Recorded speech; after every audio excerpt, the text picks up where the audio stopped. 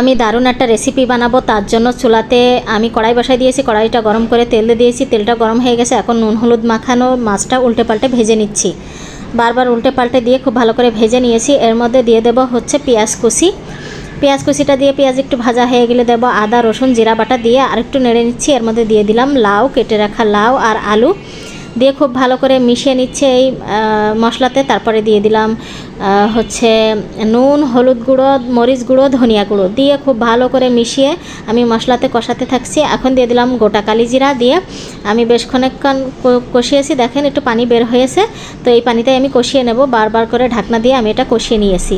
এখন দিয়ে দিচ্ছি হলুদ ওই টাইমে আমি দিয়েছিলাম না, এখন হলুদটা দিয়ে দিলাম। দিয়ে আমি খুব ভালো করে এটা কিন্তু কষিয়ে নিয়েছি। দেখেন তো আমার কষানো হয়ে গেছে, প্রায় একদম শুকনো হয়ে গেছে। এর মধ্যে দিয়ে দিলাম পানি, তো একটু পানির পরিমাণটা বেশি দিচ্ছি যেহেতু আগে পানি দেইনি।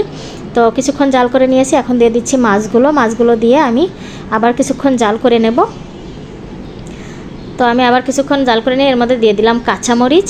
তো কাঁচামরিচটা একটু ফালি করে দিয়েছি যাতে একটু ঝাল ঝাল হয়। তো আর কিছুক্ষণ জাল করে নেব। তার মধ্যে দিয়ে দিচ্ছি ধনেপাতা কুচি দিয়ে আবার কিছুক্ষণ জাল করে নিলে আমার হয়ে যাবে রেডি একদম ইয়াম্মি একটা তরকারি। খেতে কিন্তু অসাধারণ হয়েছিল।